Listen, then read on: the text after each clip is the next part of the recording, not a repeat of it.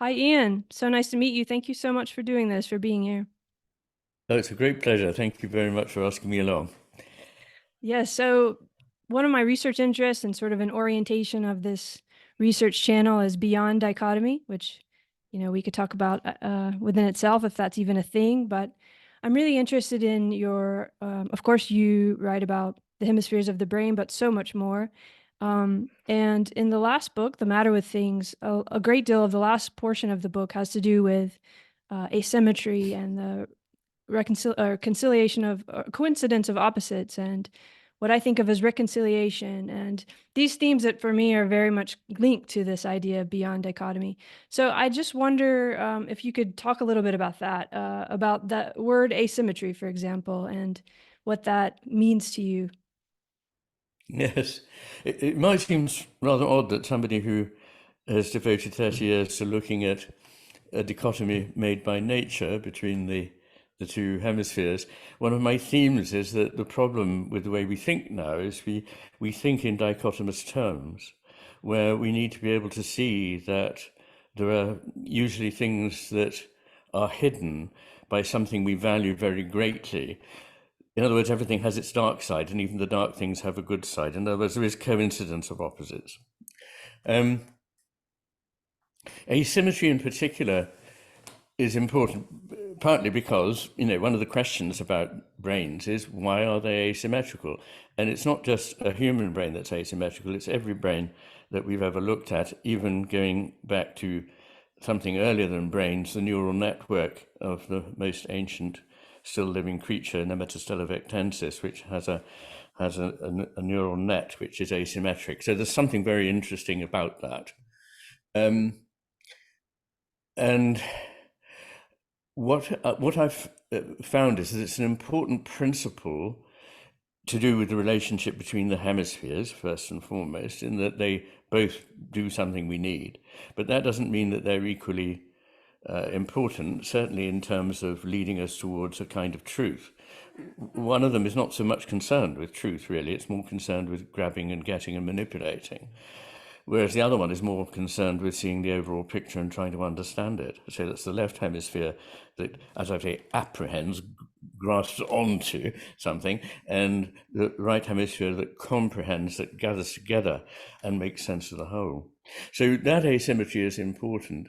And then it struck me that everywhere in art and in nature, asymmetry has its profound place. And one of the things about asymmetry is that it also suggests symmetry. In other words, something can only be asymmetrical if there's a suggestion that it could have been symmetrical. As I sometimes say, the contents of the glove box in my car are not asymmetrical; they're just a mess. Whereas, all living forms, actually, including faces, are naturally asymmetrical. And when they're not symmetrical, they can be engineered to be entirely symmetrical. They are inhuman and uncanny, and people don't like them at all. Yeah, it's very interesting that we're kind of repelled by perfect symmetry in a way, but it seems that we Yes. assume things are symmetrical. We talk about the symmetry of the body, and the word symmetry is used a lot more. It seems kind of nuanced to try to understand this idea that it's not just that the two parts are somehow similar just because they work together as a whole.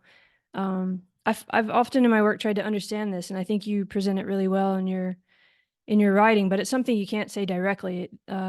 That the idea that there is asymmetry and there are two parts and there are opposites, and at the same time there are not. Do you understand? Yeah, that it's somehow you learn how to Well, hold both of these. well, a lot of it is about holding two apparent opposites together, and I would also say that at a meta level, there is an asymmetry of asymmetry and symmetry. So they're an asymmetrical coupling, Exactly. and they're very important in generating everything that we know, actually, not just in the living world, but also in the physical world. As I understand it, the two certainly very important or more, ways in which that applies to the cosmos as a whole. I mean, the first is that I'm told that if it hadn't been for an asymmetry between the amounts of matter and antimatter in the universe at the start, there would be nothing. So it's asymmetry that gave birth to everything. And then Pierre Curie, you know, who with Marie Curie discovered radium and was a very important physicist at the end of the 19th century, said that it's not important that there may be symmetries in the universe. What is terribly important is that there must be asymmetries. So it is a very profound thing, this asymmetry. And the idea of the asymmetry of symmetry and asymmetry, we like symmetry in places, but we need it also to be partnered, and it suggests already asymmetry, and asymmetry already suggests symmetry. And there are others. I mean, one very important one for me is union and division. So, for example, Goethe said that the work of nature is always uniting what is divided and dividing what is united. We need both of these tendencies. And in some ways, this relates directly to the hemispheres, because the right hemisphere is all the time able to unite things that are fragmented, whereas the left hemisphere is all the time striving to break them up to find out what they contain. And we need both of these, but ultimately we need division and union to be unified, not to be divided. So at the meta level, one of them always trumps the other, and it's the right hemisphere is one that always trumps, which is how it should be, because the right hemisphere, I mean, to cut a very long story short, is sees more, perceives more, attends better to the world, makes more realistic judgments about the world, and is frankly more intelligent, not just in emotional and social terms, but also in cognitive terms, than the left hemisphere, which may surprise some people. So in fact, it's very important that the left hemisphere does its work under the aegis of the right hemisphere, hence the asymmetry already in the title of my first book, Master and His Emissary. And the emissary is obviously, should be a functionary who serves the master, but this functionary, knowing so little, thinks it knows everything and therefore wants to be the master. Yes. There's this quote that you use by Pasteur that I think it's like the universe is pretty much dependent on asymmetry, or everything about the universe is asymmetrical. Absolutely. Yeah. And I love that idea. And as you were talking, I was thinking almost as if the space itself is kind of the unity, which is this right brain. We need that, right? Without that, you sort of, it doesn't matter that you can see the parts and the representations anymore. But I find this, it's hard to visualize. I find often in philosophy and neuroscience and all these other fields I've worked in, we think of things linearly. So there's a beginning and an end. There's a opposite and its opposite. There's two always. Instead of understanding this process of constant kind of becoming or Aufheben or something like that. But one thing I really love that you mentioned in your book, and I hope you can talk about just a minute, is Blake's idea of or his drawing. I've often thought that instead of loops, which is what we always talk about in neuroscience, it's not a loop. Or even T.S. Eliot, coming back to where we started and knowing it for the first time, that feels like a circle. But a cycle is not necessarily a circle or a perfect return. And as you point out, Blake is one who shows this kind of spiral ladder to heaven. I'll let you describe it because you do it better. But to me, it does seem a way of getting an idea of why there is asymmetry and why we want the unity to kind of be the thing, the dynamic space holding it as it continually changes and moves. Yes, I mean, the idea of becoming is absolutely central to my philosophy, that we tend to, as an inheritance really from Plato and Aristotle, we tend to have developed an idea of something that is sort of what is perfect is being, but I think what is always happening is a becoming. And that makes a huge difference to how you think. It takes us back to pre-Socratic philosophy, particularly, of course, to Heraclitus, who said that everything flows, that everything is in process in that way. So that's right. And Blake, yes, I've taken the image he made of Jacob's ladder as the symbol for the channel McGilchrist, that is my website. Because it's the only instance I know of the ladder, Jacob's ladder between earth and heaven, which is not just a linear ladder, but is circling in this way. And as you say, that combines two kinds of movement. If you view a spiral down its core, it looks like a circle. If you view it along its lateral aspect, you see something that appears to be a sine wave. And this sine wave is moving in a certain direction, and the other thing looks like the particle. So there's a sort of, even in physics terms, the particle and the sine wave have that same structure if you think of them as a spiral. And everything, this is something I remember talking about when I was about 15. I was on a holiday in Austria and slightly losing people at the time, but saying, you know, we think of trajectories as being direct linear processes, but they're not, and they're not exactly circular, because that would be stasis. But instead, we've got this motion, which is spiral. Yeah, it's wonderful. I think it's a little hard for people to understand that you can have this kind of movement and it's not linear. But you said when you were 15, and I actually would really like to know how you got to this. I feel like it was first through literature. Of course, I know you were first in academic circles and very successful in the field of literature, and you changed to go back to medicine at a time, you know, which we could talk about too a little. But I do kind of want to think about you at 15, and if you were already thinking about this, that's very interesting to me. Was it literature that sort of awakened this idea of looking at two different sides of things, so to speak, as a whole? I'm not sure it was actually, no, because I suppose it was more just an intuition, really. I had various intuitions that have stayed with me all my life and have turned out to be important. But at the time, I had no idea. It's only in retrospect I can see that these were things that concerned me in my teens. And one was this business of the shape of that progress is not a linear thing, but that it goes in cycles that continually move on. But also, there were other things like very important for me that the parts, the sum of the parts is not the same as the whole. And you know, some of my clever schoolmates used to say, "Oh yeah, well, what's this something magical that gets added in then?" You know, and I thought, well, it's all very well you talking like that, but I know that I'm right, that the whole is not the same as the sum of the parts. I mean, now I could explain in what sense that is true, but at the time I couldn't. Another thing is that I thought the world is responsive to us. It's not just a passive thing that we register, but it is whatever it is out there, including and especially the natural world, is something that actually speaks to us, that reverberates with us. That, you know, and I've elaborated that much later into a philosophy that everything is relational.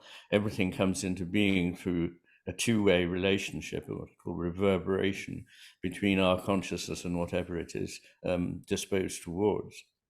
So those were the sort of things that were on my mind. And I came from a scientific family and had always been, you know, as a child, encouraged by my father and my grandfather to sort of think about science. And I found it fascinating. I found it very exciting. And so when it came time to specialize at school, I thought, I'm going to do science, you know. And then the science I did was so mind-bogglingly boring. It was all about sort of measuring things that were very obvious and proving the It's a very foregone strange the way conclusion. science is taught in school. Almost, yeah. Isn't it? Yeah.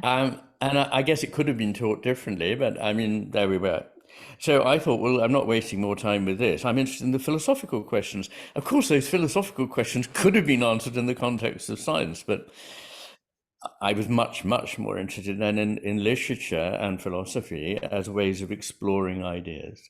And what I intended to do when I'd finished school was to, if possible, go to Oxford and study philosophy and theology. You had to sit the entrance exam in a school subject, and neither philosophy nor theology were school subjects. So I took the entrance exam in English literature, largely because I just loved literature. And when I got to Oxford, they said, "Oh, you can't possibly do philosophy and theology. It's not an honours degree. You need to do something that's an honours degree." Believe it or not, in Oxford in 1971, philosophy and theology wasn't an honours degree. I Wow. think it quite soon became an honours degree. Mm. But they said, you've got a sort of, I don't know, a talent for looking at and talking about literature. Why don't you come and do that? So I did, and I loved it. And then I got this fellowship at All Souls College in Oxford, which is pretty much unique in the academic world. It's there's nothing like it in anywhere else, certainly in this country. Effectively, you sit a 3-day exam, and they either select 2, 1, or none. And I was lucky enough to get this thing, and the prize was that you got 7 years in which you could live in the college. All your needs, physical daily needs, were looked after, and you had time to pursue whatever it was you found interesting. And so I did pursue philosophy again, the mind-body problem in particular, because it seemed to me that there was a problem with the way we were studying literature. I eventually, this is what I did when I was there. I wrote a book called Against Criticism, which was published by Faber in about 1982, I think. Really what I was trying to explain is why we disembodied things when we started to analyze them. We took something out of context, we made it abstract, and we made it banal, and we made it very general in nature, whereas actually it was unique and special and contextually alive and affected us not just as a brain, but as a whole embodied being, you know, a work of art, a poem, you know. So that meant I spent a lot of time fruitlessly on the mind-body problem, as it was called. It's only really a problem if you conceive that the mind and the body are entirely separate, but there we go. At the time, Oliver Sacks published Awakenings, and I was really swept Beautiful, up in beautiful. enthusiasm for such a wonderful work. And to be honest, I don't think anything he ever did after that was quite as good. It was his masterpiece. And there were various things about it, but one was that he was looking at the ways in which when something goes wrong, as it were, in somebody's brain, it changes their whole way of being in the world. And I thought, this is fascinating. And also another thing about it was that he used vivid individual cases in order to let you see a reality. It wasn't, again, abstracted from the individual case, but instead the general was there, but was seen through the individual and the particular, not by turning your back on the individual and particular. And this again resonated with me about what I've been trying to describe that was wrong with the way we approach literature. And I thought, well, the only way to do this, I'd like to be something like Oliver Sacks. And I thought, well, I've got to study medicine. So after 28, when I was 10 years older than in Britain, people start medical school at the age of 18, I went right back to being the lowliest of the low, the first-year medical student, and worked my way up to becoming a consultant at the Bethlehem and Maudsley Hospital in London.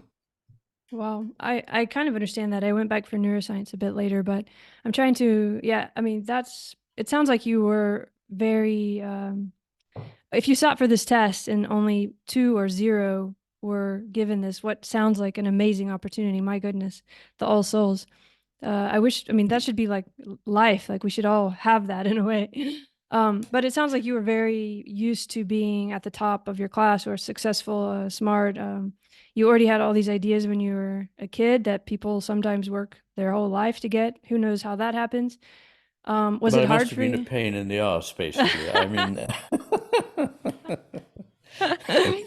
Well, uh, that's sometimes part of it when you know more than those around you until you learn how to deal with it. But I mean, was it hard to go back and be in school again? no, Because yeah, the one who has to no, learn. because I love learning. I mean, I love Mm, learning more than anything, and I've spent mm, my life learning new things in different areas, um, and for good or ill.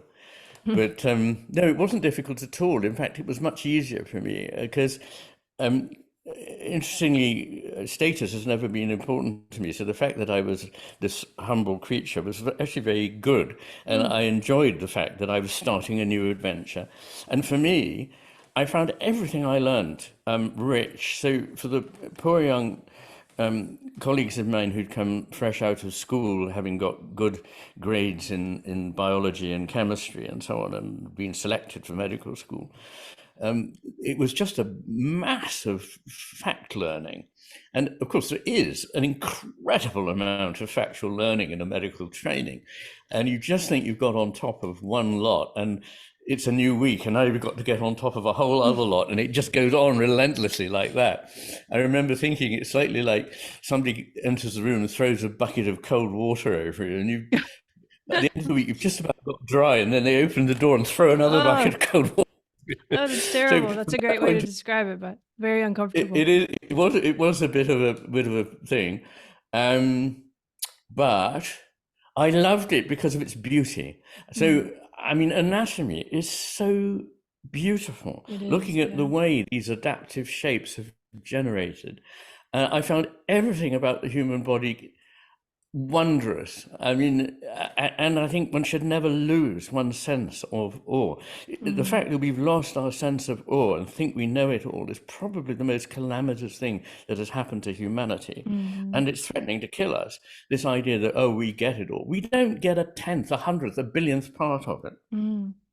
That makes sense to you, putting yourself in the position of the student. That's almost what we all need to do in a way. But also it reminds me of how you write about attention, and just that then you can turn your attention in a really concentrated way to life. I mean, you could do it with nature, but you can also do it with nature of looking at the body. There's so much richness and wonder if we attend to it all around us, almost overwhelming amount. But you feel like we've Indeed. lost that a bit, huh? I do, and I'm not just talking about anatomy, of course. I'm talking about all the areas, Yeah. microbiology, physiology. It's all extraordinary, and it's talked about in a very matter-of-fact way, as though it's mechanical. And one wonderful thing that has happened quite recently in biology, and I would say not more than the last 15 years, is that having lagged about a century behind physics, which discovered around 1910 that Newton's mechanical universe simply wasn't what we were living in. Yeah. And what's amusing is that just before that, people were saying, well, there's no more work for physics to do. We've understood it all. And then suddenly the We've heard rug that was pulled before under. many times. In many disciplines, right? We've got it all. We all understand everything We now. got it all. And AI we now thought we'd understand. got, biologists went on so far behind physicists, constantly talking about mechanistic nature. Oh, And there's mechanism. I'm nothing so in tired of nature that that's word. remotely mechanical. Organisms are not like machines. And, No. I think the opposite of life is not death. Death is part of the process of life. And no doubt whatever was us will go on into another living process. I mean, that's the way life works.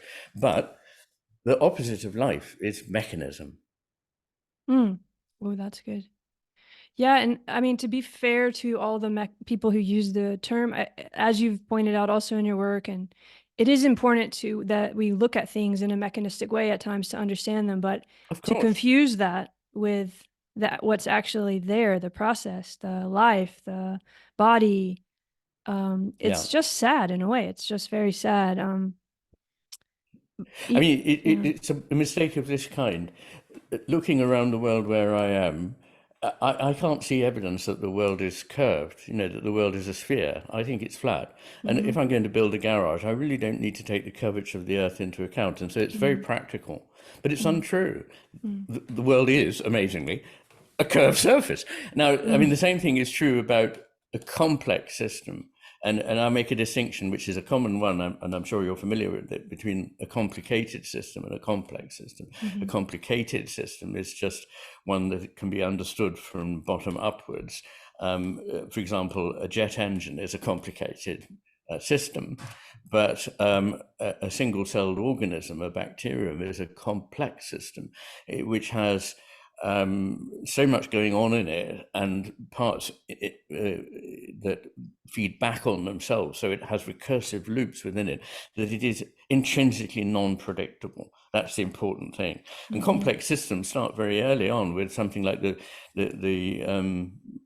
three the double pendulum, a pendulum on the bottom of a pendulum. That's all you need to create a system that is fundamentally unpredictable. So they're Amazing. everywhere around us. I sometimes say nothing in the whole universe is like a machine except the few lumps of metal we've created in the last few hundred years.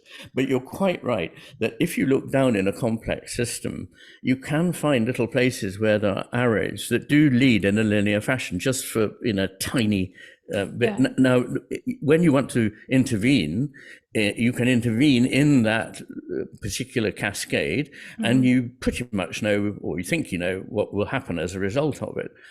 But it's a mistake to go from that to saying that the whole thing is a machine. It just isn't. Right, which is sort of what we've done. We've confused the representations with the process. But I mean, there's so much here I would like to talk about. But there's something I did want to ask you about, and you're describing it a bit there. Is this nestedness or scales of attention and perception, and how that sort of relates to this? Because as you said, we can zoom in, and it looks like a line in the same way that you can look out your window, and it looks like the Earth is flat. And that's good at that level. But there's always another level. And the complex system helps us understand that. And not only linearly, not like up and down, but sort of in all directions, we can move into these fractal nested scales of attentiveness. Is that something also that I know you've thought about it, but how would you relate that to this? Well, in a couple of ways. I mean, first, to build a bridge to it, you mentioned representation and presence, and this is a very important distinction between the two hemispheres. So the right hemisphere, as it were, is open to experience. The left hemisphere almost immediately, I mean, so fast that we're not aware we're doing it, turns it into a representation of experience. And the word representation literally means present again, when actually it's no longer present.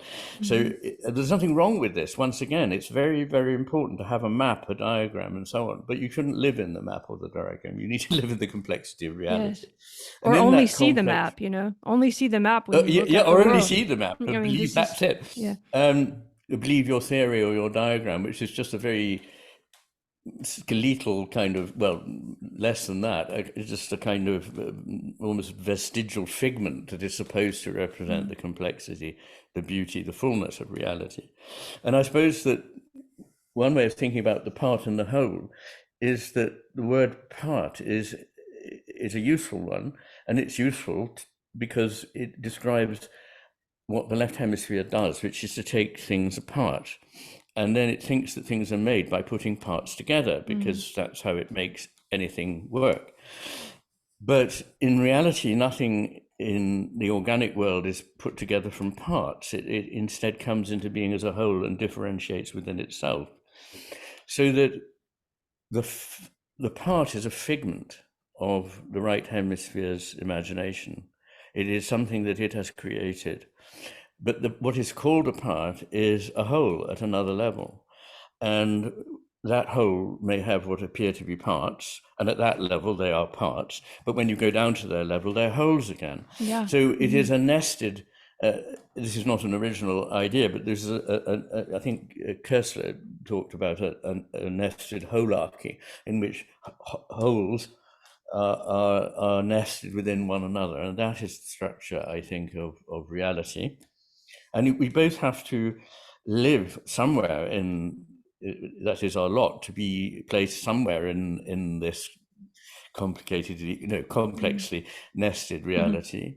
But we nonetheless belong to both here and now and to the whole of creation.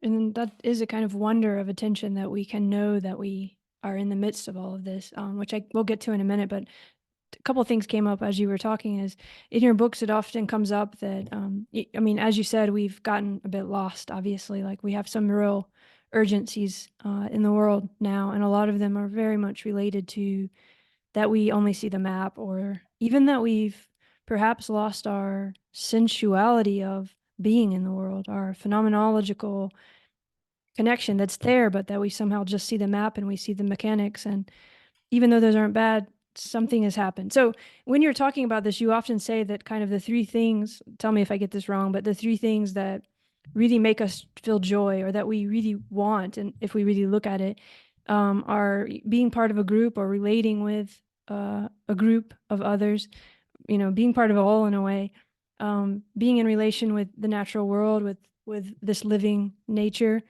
and also some sort of a higher power. So those are really powerful things. And I guess to get us started into it, I was wondering, when you were talking about going into school again and how that was a easy kind of, you were poised. Most people at that age, and I think you were already married at the time and had kids, and like a lot of people think this is a really stressful, if you're living that linear world and looking at the parts, you're trying to count money, you're trying to count accomplishments, it can be a very stressful time. So I just wonder, was it a matter of these three things in your life, or one of these three things? Did you have some connection to a higher power or nature, or, I mean, what was it that gave you that poise? Or was it, again, you just had this as a kid and who knows why? Yes, I don't know really, because I only discovered relatively late in life that these three things, I mean, I sensed they were important, but I didn't know the research background that shows that these are the three biggest factors impinging on health, both mental and spiritual health and physical health. That belonging, sharing your life with others that you can trust, rather than necessarily being in a group, because you could be part of a motorcycle gang, and I don't think that, I mean, Oh yeah, that's it true. might be Yeah. fun for a while, but that's not really what we're talking about. We're No. talking about sharing a life with others who one can trust. I think that's the important point. And then sharing one's sense of being with nature, realizing that we are nature, not that it is the environment as though it's some alien thing that surrounds us, but that it is something out of which we were born and back into which we return. And the business of having, it's our gift that some spiritual realm, I think, has shared whatever that is with us. And that is, so it's a sharing really on each of these three levels. And I lived very closely with others. First of all, at school, I was at a boarding school, that it was a very benign school, and I was incredibly happy there and full of the joy of learning. And I lived amongst a very nice group of it was boys in those days, of course. And I sort of rather expected that, in the world at large, I'd find that it was composed of people who were as kind, as thoughtful as as they were, and it didn't turn out to be the case. But then I went to Oxford, and I lived in college, and I lived in another college, and I lived with a family, and then I had a family, and so on. So I've always shared my life in that way. Until very recently, I find myself, circumstances are slightly isolated, but it doesn't matter. I keep in touch very much with people that I care about. Because you're But on the the other island now. ones, the thing about nature, I mean, I always felt this. I always, from as far back as I can remember, felt this wanting to be there in nature, wanting to go walk on a cliff, take a book and sit, a book of poems, or usually sort of Wordsworth or something of this kind, and go and sit and just read and then reflect and take in what was around me. I mean, I've always felt very strongly that nature speaks to me. And I wasn't brought up in the country. I was brought up in a suburb of Hull, which is about the least romantic thing that can happen to you. And the spiritual thing, again, you see, I had it from the word go. As soon as I was introduced to it, my parents had nothing really to say about religion one way or the other. They were sort of not interested and never certainly took me to church. But it was when at school I discovered that it was a much deeper thing. I hadn't really realized what the culture of Christianity was, this extraordinarily beautiful myth. And I use the word myth without, I have to say this every time, without any meaning that it's wrong, just that it is a powerful story that may well be true, but there we are. The music particularly spoke to me, and the poetry, the poets, particularly of the 17th century, Donne, Herbert, Traherne, Vaughan, these people. So all of that spoke to me, and then just the business of hearing the Bible, singing psalms. I didn't really mind, I didn't kind of get fixated on, so what does this actually mean? How can there be a man, a boy, and a Mm, bird? It didn't make any sense to me. I just mm, went, this is, I'm just going to suspend my disbelief. mm, And of course, it's much later in life that you understand what these things mean, and mm. approaching them academically is not the way to do it. I mean, you can't sort of, it's not a propositional matter, it's a dispositional matter. So you have to dispose yourself towards the world in a certain way. And then these things start to make more sense. Yeah, because I guess, I mean, this asymmetry and that we were talking about, in a way, it's already all the stuff that we've been talking about is present in nature, in your connection to a higher power, in relations with other people, in the way that you described. Although I have to say, some motorcycle groups probably have it too. Having worked in transportation, sometimes that's the way people find their way too. So, but I anyway, think you're right. yeah, so I just need to say that. But in it's there. All of this is already there. You don't need the left brain to dissect it and think about it. But then something does come of that too. So I guess what am I trying to get at exactly is I'm thinking about when you started studying literature, to go back to that, that you it sounds like, of course this might be wrong, just correct me, but it sounds like you already had this sense of actually everything that you put into words, which needed this kind of left brain too, in these books. You were starting that at 14 or 15 in a way that with the feeling of it, or you were already sort of holding the opposites or the contradictions that later you would have to discover and reconcile in a way. I don't know if I'm saying that right, but for me, that feels like my You are. experience with poetry, because poetry does this in Yes. such a great way. You don't, and music too, because Yes. they can express it without saying it. It expresses it without saying it, while also still, if you want, using representations, of course, you know. So for me, I wonder if that makes some sense to you too, that. Makes enormous sense. Yes. And you know, one of the things I think so very strongly is that certain things need to remain in the realm of the implicit. People who are very dominated by a left hemispheric way of thinking think, well, if you can't make it explicit, it's not real. Mm, But there are many things that can't be made explicit without great loss. I mean, the one that's so obvious is that if you've ever had the experience of truly being in love, you can say, well, I'm in love, but you can't convey what this is like or what it means. mm, So the only way you can do it is by music or poetry, I think, yes, or perhaps by painting, but I think it's principally those two, anyway, for me. And in poetry, what one is really doing is using language to subvert language. One's using mm, language against itself, which mm, is sounds a paradox. But what it's doing is it's shaking your belief that you understand a sentence in a linear fashion, and allowing the shaking to awaken things in you that are between the words, between the lines. It's all that mm, stuff that is spoken but not spoken that is powerful. And of course, music is only relations, it is only implicit, it cannot be stated in words. And so it is this business of the coming together of lines, the gaps between notes that make melody, that make harmony, that make the rhythm of the piece.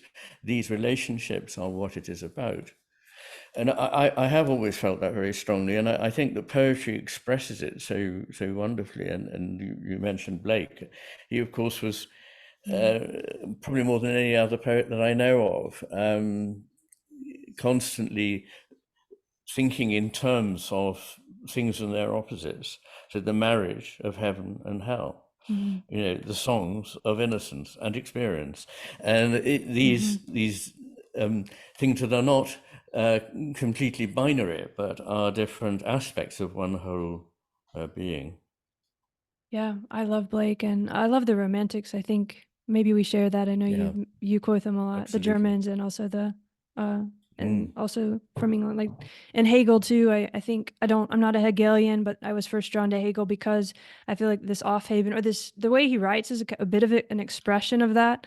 It never really quite makes sense, but you kind of get it in a sense of poetry or music or something. And I guess I'm thinking, like, if you're studying literature, because you kind of, it was the philosophy, the theology, and then literature. Were you having to decompose all this stuff into parts? Is that, I know your first book kind of goes into this too. Is that one reason too that was hard? Was it becoming too left brain or something?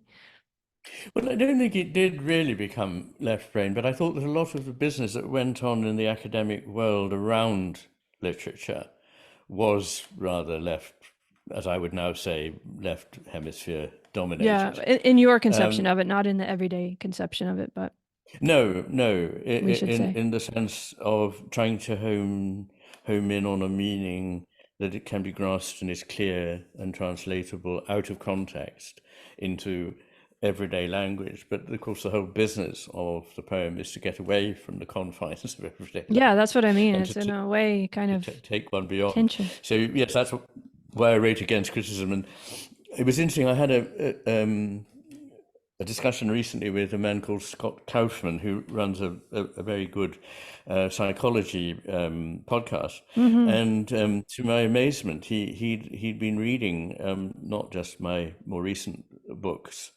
but went right back to Against Criticism, which I haven't actually looked at myself for a very long time. I mean, I started writing it when I was 22, and I consider it sort of juvenilia, really. But he was pointing out, which is absolutely right, that many of the themes in that book were ones that have remained with me throughout my working life, trying to explore how and why these things take the shape and form that they do. That's wonderful that you pointed that out. And I think as we get older, we start to see that, right? That's kind of why I was thinking when you were 15. And a lot of this is already there. And I do think in a way it relates to love and to these three things that we were talking about before of, there being a kind of meaning in life, that you do kind of have this path and this way, and that you're trying to express something. And of course, it would be in all the work that you've done from the beginning in some way, once you can kind of look back at it. But I wonder, once you went into medicine, and also therapy, if you were able to feel more, or did that just give you a way to study this? I mean, I'm putting everything in terms of the asymmetry now, but I just wonder what about that was better, or more opening or freeing, or what eventually led you to be able to write about it in the way that you did? Was it just all the study, or did it give you some kind of new frame for how to really communicate about it? Well, I sometimes say that I went into medicine to get a deeper understanding of the mind-body relationship, and I think that's Mhm. absolutely true. But I think another reason was that, without sounding corny, that it was a calling. I mean, when I was younger, I intended to be ordained and probably go into a monastery. Mm. Uh, and I realized by the time I'd grown up just a little that this probably wasn't the path for me. But I think becoming a doctor was a way of doing that. Or it may just be an aberrant gene, since my dad was a doctor and his dad was a doctor. And But a way of doing that, because to me that sounds like, I mean, I also wanted to go into, like, be a nun or something, just so I could study and write and be, I don't know, in the absolutely, love. But so you saw medicine as that absolutely. way. I saw medicine as in some sense answering that. But the reason that I started to write was specifically because of the hemispheres, because this struck me as the most important unsolved question in the study of the human being, not just the human body. Hmm. Um, and I've in other podcasts talked about this, but I don't know how much to go into. But the long and short of it is that I heard somebody talking one day, giving a lecture on the right hemisphere and psychiatric disorders. My colleague John Cutting, who published a book with OUP with that title, and the fascinating thing was that he talked about, I'd never heard anything much about what the right hemisphere did. In medical school, you only heard about what the left hemisphere did. Hmm. And all a bit of a mystery what went on in the right hemisphere, here be dragons. And he was explaining that actually it's much, much harder to help somebody who's had a right hemisphere stroke than somebody who's had a left hemisphere stroke. And this is very well known. Why should that be? Because after a left hemisphere stroke, the majority of the time they've got difficulties moving their right hand and difficulty with language. You think that that's surely the most difficult thing to rehabilitate. But actually it isn't, because their right hemisphere is still intact and they therefore understand the world. Whereas, as I've tried to explain, although I've had to gloss over it, the left hemisphere doesn't really achieve an understanding of the world. It just achieves the amassing of information that could be useful. And so when people have a right hemisphere stroke, they no longer understand what's going on or what anything means. Mm. And three things he said particularly struck me. One was that the right hemisphere understands implicit meaning, where the left hemisphere doesn't. And that would mean it wouldn't understand poetry, couldn't understand humor, irony, tone of voice, all these things. That the right hemisphere saw things in context, including the context of the body, and the left hemisphere saw things abstracted from context. And that would have been one of the things I think, yes, but when you take the meaning of a poem, the third thing was the left hemisphere only saw general types. And I thought that's so important. And it's very important in art, that real art is unique and it can't be substituted by something that looks a bit like it. So all of those just spoke to me. And then that started me off. I collaborated with John, who was very generous in helping me up. And, did some neuroimaging at Johns Hopkins on asymmetry in the brain. And I've just gone on researching it ever since. So can we say that the two parts of the brain are like two kinds of attention? I mean, I want to talk about attention a little bit. Sure. Because that's a very important Yes, they part are. too. Yes, I mean, there are a lot of differences that have been described, and almost all of them are wrong. And they're of the kind the left hemisphere does this and the right hemisphere does that, the sort of machine question. But the brain is not a machine. The brain is something that mediates experience in our consciousness. And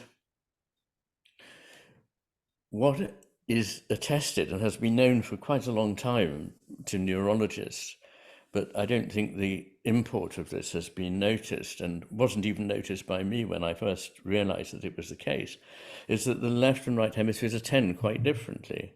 So the left hemisphere pays a very kind of narrow, targeted attention to something it wants to get and grab and use. And the right hemisphere is at the same time keeping an eye open for everything else that's going on. So while the predator is focused on prey, or the bird is focused on that seed, its left hemisphere is at work getting and grabbing stuff. But the more comprehensively viewing right hemisphere is looking out for predators, for offspring, for mates, and so on. So these two kinds of attention are very important, and they're not an answer to the question, what does the two hemispheres do? Because we discovered quite early on in the process, certainly by the 80s or 90s, it became obvious that both hemispheres are usually involved in doing everything. So the old story that the left hemisphere does this, the right hemisphere does that, was wrong.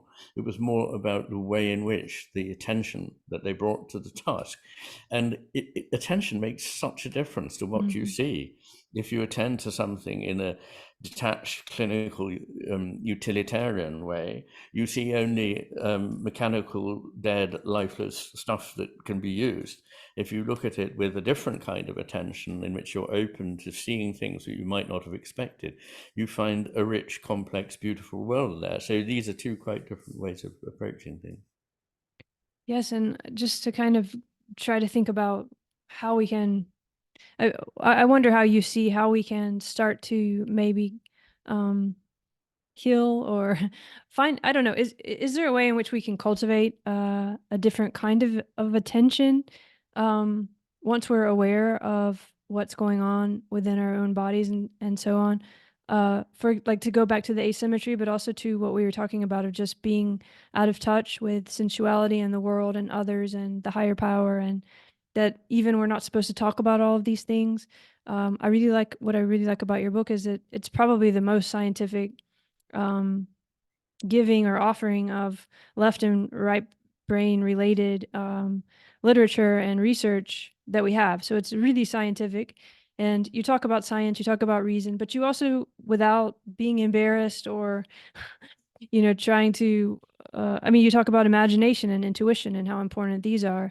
So you're kind of healing this. And those, I guess, I don't know, I'm trying to understand how those of us who've gotten to, our attention is only focused maybe on the details or the science or getting ahead or even technology these days.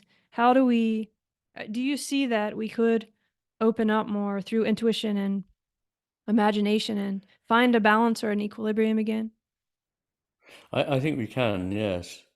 And interestingly, getting ahead is typical of the left hemisphere's competitive approach to getting there first, grabbing the stuff. Whereas the right hemisphere is the seat of social understanding, empathy, feeling connection with other people, and is therefore about cooperation. And interestingly, in the history of evolution, cooperation has been more important than competition. Competition certainly plays an important part, no doubt about it, but that's only part of the story. In fact, those species that have really thrived have learned how to use cooperation as well as competition in a kind of collaborative effort. And that's where we need first, I mean, that gives us a clue. We should stop being at loggerheads with people and defining ourselves over and against as competitors or embattled groups that dislike one another, and do this very emotionally immature thing of outsourcing all the things we don't like on that group. It's all because of them. And one of the first signs of emotional and spiritual maturity is accepting that you play a role in the situation you find yourself in and taking responsibility for it. People think psychiatrists teach you to blame your parents, but they don't. They teach you to recognize your parents were doing the best they probably could, as you will do in turn, and that you need to own what you yourself experienced and do something about it. You can't go back and change your parents. So there's that. But I think also, we've been taught to disrespect intuition. There's a whole army of overpaid psychologists going around businesses teaching people not to pay attention to their intuition. I'd like to see the whole lot of them sacked, because they're doing such a disservice to humanity. In fact, although intuition can be mistaken, and they love examples which I call cognitive illusions, really, where your intuition tells you one thing, but the reality can be shown to be different. But these are like optical illusions. I can show you optical illusions you can hardly credit, but once you've seen them, you don't go, well, in that case, I'm never going to use my eyesight again. You go, of course not. You know, your eyesight is normally very helpful. And the reason that it's wrong on some occasions is because it brings extremely helpful principles to bear that just happen in this one rather cleverly set up instance be different. And the same thing is true of intuitions, that most of the time our intuitions are very, very valuable. And imagination, again, is misunderstood. People think that imagination is fantasy. And I make the distinction that was made by Wordsworth and Coleridge between imagination and fantasy, which are really opposites. Fantasy is dressing up reality, hiding it, and taking you away from it. Imagination is the disciplined attempt to see into the life of whatever it is you're looking at. And it's only actually by using imagination that you can, for the first time, really see what it is that is before you. So there's so much to say about that, but I mean, in brief, So that's much. it. Yeah. So I think those things are all very important. Yep, sorry. No, I was just that's so rich, and I really love this distinction that you make between fantasy and imagination. I feel like in a way, you're just trying to get people to pay attention in a way too, or show us how to attend to the world as it is and ourselves as we are without judgment or something like this, because this opens up a lot of realms. I mean, as you're talking, I'm thinking about younger people now who you just have your attention. I mean, as you've said, and it would be a whole other conversation. Attention is sort of a commodity now because it is obviously so rich and important. So you have devices that take your attention, and then you want to get as many likes or follows or whatever. And all of those metrics can be really addictive. And it's very hard. I think once you go start getting those habits into your body, you get really far away from the relating to nature, the relating to a higher power. Maybe you feel like you're part of a community, and in some way you are, but there's a different kind of connection. Do you see that as kind of, at the root of this? Like, could people? I feel like if people could just be aware that that's not the only way, and you can attend differently, it can change everything very quickly, can't it? I mean, It certainly can, yes. And I think what you've just been describing is the sort of positive feedback loop that once you get into this way of behaving, it's very hard to break out of it because it is addictive. It gives you quick little reinforcements. I've got a like or whatever it may be.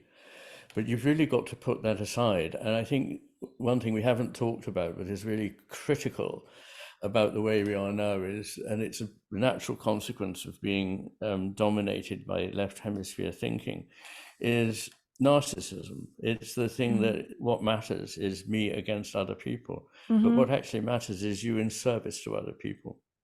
So the idea of stopping being so hung up on pride and selfish concerns.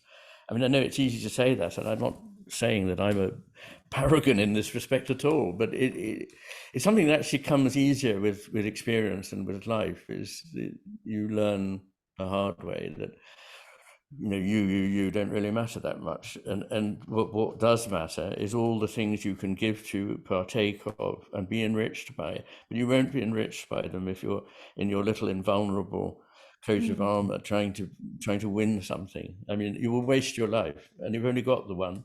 So Yeah, and it's quite, and that's true.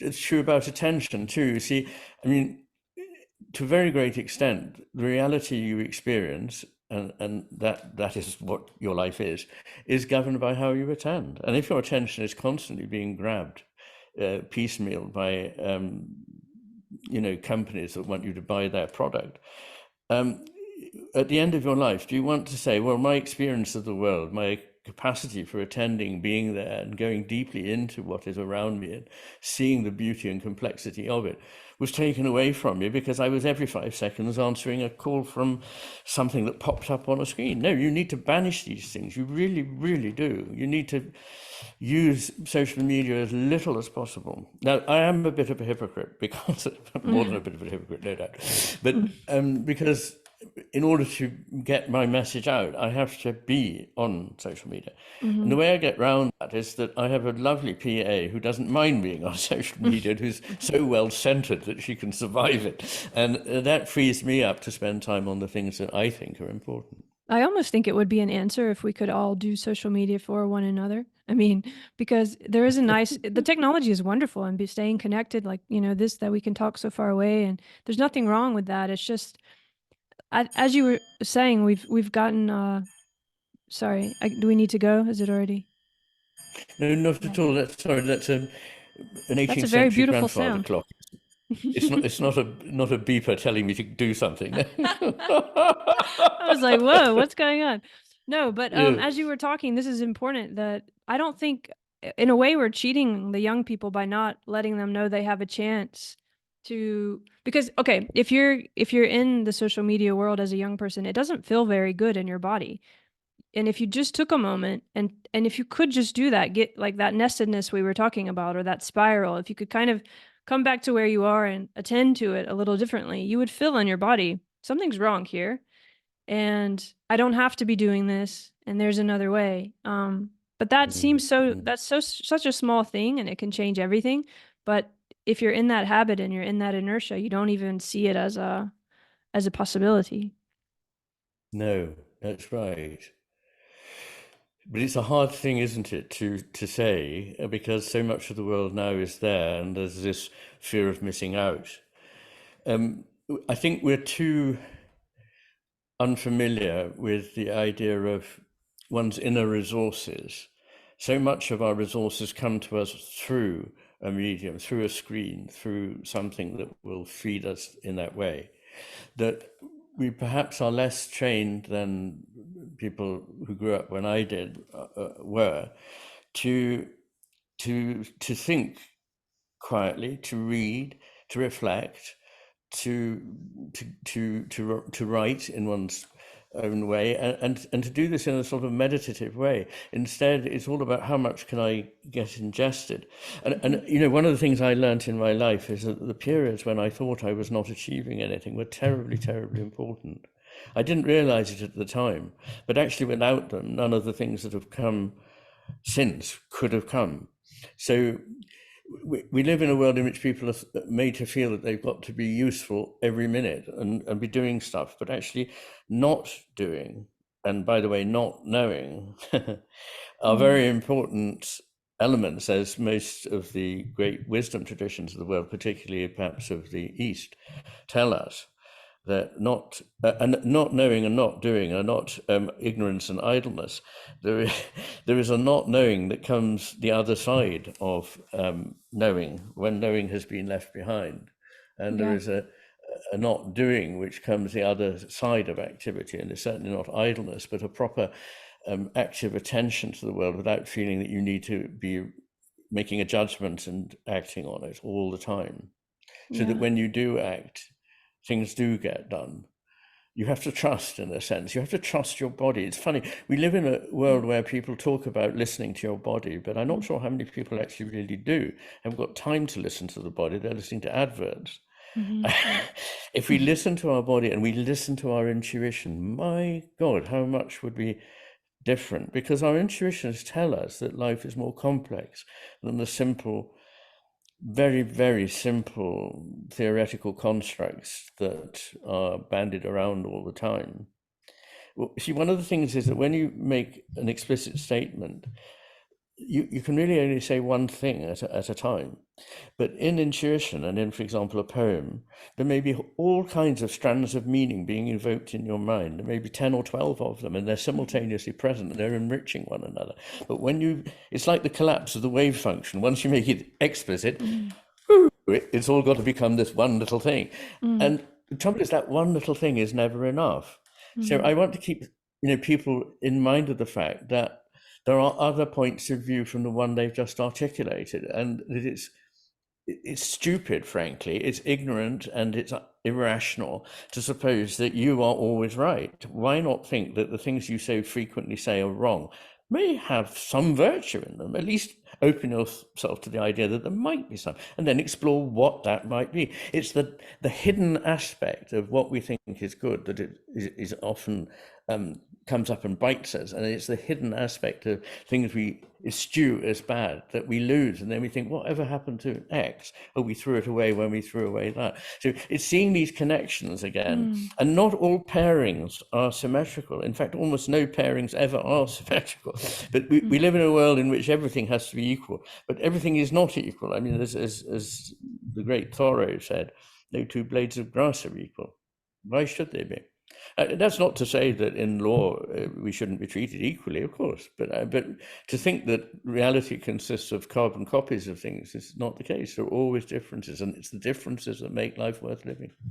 Yes, well said. I think that's also with the asymmetry too, that it's not that everything needs to be equal, like as the same or looking the same, or that what I need and what you need are the same. And so we it's part of like opening that space too, where also I think as you were talking, I was thinking it has to do with how we define ourselves. So we're not so closed and thinking that the self is just the brain, of course, but it's the body, but it's the body in context. It is these relationships that we have with the communion with nature, with each other, with nature, that it's actually exciting to be wrong, because that's a portal. You talk about portals.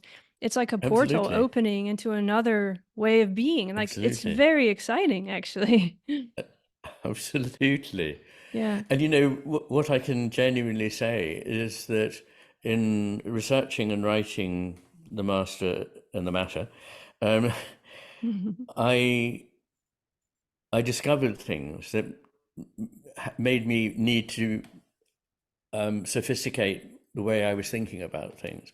So I was constantly thinking, aha, I had expected this would be like that, but now I can see it's like this. But that's accommodated in a new whole, a new gestalt, when I've changed my perception. And that's really, really important. I mean, we always should be aware that we are most of the time wrong.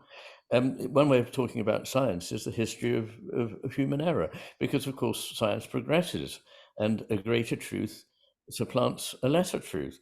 But this is, I mean, of course, it's a very negative way to talk about science, which is a wonderful thing. But the point is that Not if you if think of we're it as the too ladder, the loop, the you spiral. have to think of it as a process. It's a process, and there's no prizes for getting stuck on the ladder. I mean, the great thing is to keep moving and seeing. Yeah. You see, one of the things that surprises me is in the third part of the matter of things, in which I deal with ontology or metaphysics, however you put it.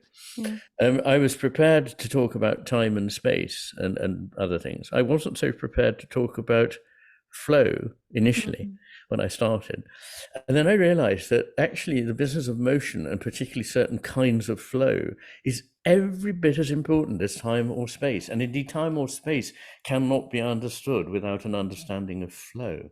So for me, it was, wonderful to always, it's wonderful to have one's position shaken a little, Shaken so a that one bit. has to Yeah, it to opens adjust. another sensory way of being in the world, a portal. Again, I think that's a really important part. It's great you brought up flow, because that does end up feeling like your work too. I mean, I don't know how to describe it exactly, but there's a sense of that, right? Like that discussion that you have in the book. It's kind of it makes sense. It starts to make sense. There's a kind of practice almost that you begin to feel, and that I imagine you had to engage in just to be able to write this book. And that's a lifetime process, and it's rich and it's sensual and it's alive and dynamic. And I mean, we have to wrap up a bit now, but it also makes me think of, again, to go back to kind of literature or poetry, the way we share art and create art to open up similar portals, right? Like that's really the meaning, or the love. This is about love in a way, is kind of meeting or communing in those places, or even when you're sitting alone communing with someone who wrote something a long time ago, as people will with this book and the years to come, like, who knows, a way in the future. It's a portal, and it's a way of sharing and becoming something and connecting. So I don't know. Yes, Yeah. How about you that's think about lovely. that? No, I think that we all need to be, in a way, portals or windows to something and respond to it. Also, I think the reason I often reflect on why have life at all. It's a very energy expensive process. It makes fragility and it involves suffering. What is it about? It's certainly not about survival, because the more complex we've become, the more we've given away the business of living long lives, compared with bacteria and compared with trees and things, we're short-lived. But I think it's in order to respond to something which is in the cosmos. And I believe aspects of that ground of being, whatever it is, are the values that we call goodness, beauty, and truth. And perhaps, well, above all, the sacred. So these are things that are there, and we either fail to recognize them or respond to them, or recognize them, respond to them, and help them to grow. And I think that's our task. We have a bit of a duty, but also an honor, which is that we're given this capacity to respond to and make more of things that are beautiful, good, and true. And I think that if we can do that, that is wonderful. And poetry is one way in which we discover the beautiful and the true. It speaks to us, and we know that it has these qualities. So I've always been very, very much in love with poetry. And another reason why I left the academic study of literature is that I didn't want to spend my time operating on my friends. I wanted to have them as friends and listen and read. And that Yeah. when COVID lockdown came, I started reading poems every day and putting them up on the internet for 365 days. So Wonderful. that was wonderful. I really enjoyed it, because it forced me to go back and meet my friends again. And it's a wonderful way of sharing and marking the time. It's something to look forward to. And I'm glad you mentioned that, because just to end, you started that poetry series with a poem by Kathleen Raine. I think it's called The Spell of Creation. And it really is almost like, I'll link to it so everyone can listen to you read it, but it's a kind of a fractal, or it's all this together, right? She's talking about It is. It's wonderful. it's wonderful. It's just, I'll just let people read it, but I think she even talks in that one about the green garden buds. Is that one? It's just Yes, everything about it shows you how to attend to the world, but without taking it apart, let's say. yes, And yes. that was the And first one. seeing things in and through one Yeah. another, which is terribly important. I have this all important, I believe, concept of semi-transparency, which means not that you just look through things and don't see them because you're focused entirely on what's beyond, but you see them well enough, but you also see through them to what's beyond them. So you're holding together the individual and the bigger picture that they belong to. I love that. And it is, I in love fact, that too. an example of nested holes. It's impossibly important poem, A Spell for Creation. That's right. Yeah, is that, and then you end with the many are the dead, and it's also Kathleen Raine. So we start with creation, and it's very much about, it feels like bursting of life, and looking Yes, into how everything is nested, and then we end with, I think she's older when she writes that one, right? And it's kind of looking at her own, absolutely. yeah, her own Yeah. life. She's in this little house, which is no smaller than the world. It's so beautiful. I mean, there's so many opposites. It's very Blake-like in that way, or Yes. Wordsworth, or I don't know. It's patterns. It's all the stuff we've been talking about. So I guess just to end, I want to think of those two poems, why you chose those two poems, and if there's something about life and death that you've come to think of differently in all this literature and this flow of your own life that connects to that, because it's a very beautiful way to bookmark that year. Yes. Well, Kathleen Raine was very fond of Blake, and I think Okay. there's not an accident that there are resonances with Blake. She was one of the really absolutely first-class poets of the last 100 years, no question. And I wanted to start with that spell of creation, a spell for creation, because it is a blessing. It is a blessing on everything around us, and the idea that we can see through what is in front of us to something beyond and behind it, and the sort of the fire and the eye and all these things coming together. It's just a terrific poem to start a series with. And I wanted, as it were, to have come full circle. And so, yes, I deliberately ended with that one in which she's approaching death and seeing death not as an enemy, but as some part of this wondrous picture and flow. And I think one way you can think of a human life is as a kind of piece of music, as at any rate at the simplest as a melody, in that although there are parts that can be retrospectively found, once you've written it down and you've looked at it on the score, you can see that there are notes that are apparently separate.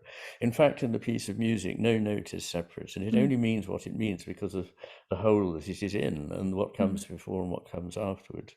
So it is, in fact, a seamless flow. And this idea is very important. I have, in the last 10 years, I suppose, particularly, like you, I was very interested in Hegel for a long time, from relatively young. And I refer to Hegel rather a lot in The Master and His Asymmetry. But between then and writing The Matter with Things, I really got more into Schelling, who's much less well known, but who is a terrifically interesting philosopher and who prefigures so much that is known now to modern physics and phenomenological philosophy. So he's a remarkable figure because, after all, he's writing in the early part of the 19th century. So or even in part the late 18th. So he's a remarkable person for me, and I love this image of a whirlpool in the water because it is part of flow. And I see this as an image of everything that exists, that there is a seamless flow, but it's not an undifferentiated flow. So it has differences within itself. In fact, the images in the flow come from a degree of resistance. There are a lot of illustrations in the chapter on flow, which are taken from very simple disturbances, simply putting a rod in and just seeing the amazing patterns, not chaotic, but patterns that come out of it. So a simple obstruction releases some new form that is incredibly beautiful. Now, I think that a whirlpool is formed by some kind of restriction to the flow or opposition to the flow, which creates a new flow, which for a while is there, very much there. You can photograph it, you can measure it, and it has power to move things. So it is itself absolutely real. But it's not in the water because it is the water. And for the while, that is the water, just there.